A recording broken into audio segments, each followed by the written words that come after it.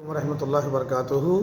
آج کی اس ویڈیو میں انشاءاللہ الکریم غسل کا طریقہ، بہت سارے لوگ ڈگری ہولڈر بھی ہوتے ہیں، ہماری عوام العوام کالانعام، یہ ایک عربک پروورب بھی ہے کہ عوام جو ہے نا چوپایوں کی مانند ہے، چوپایوں کی طرح ہے۔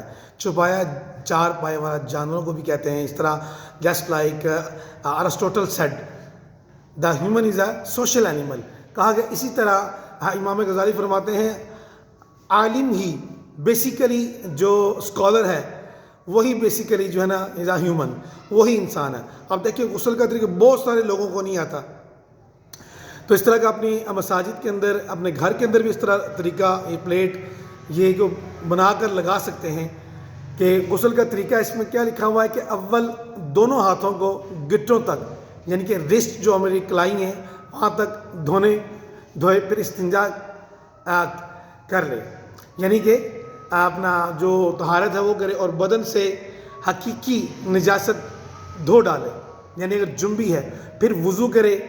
یہ سنت بھی ہے سردیوں میں خاص طور پر جسم کے اوپر وضو کر لینا غسل سے پہلے، اور جسم کے اوپر ہاتھ دھوے لینا، پانی چپیڑ لینا، پھر تمام بدن کو تھوڑا تھوڑا پانی ڈال کر اس طرح جو ہے نا وہ خوب ملے، پھر سارے بدن پر 3 مرتبہ پانی بہائے، کلی کرے، ناک میں پانی ڈالے، اگر روزہ نہ ہو تو غرغرہ بھی کرے، بذریعہ سانس نرم ہڈی تک پانی کھینچے۔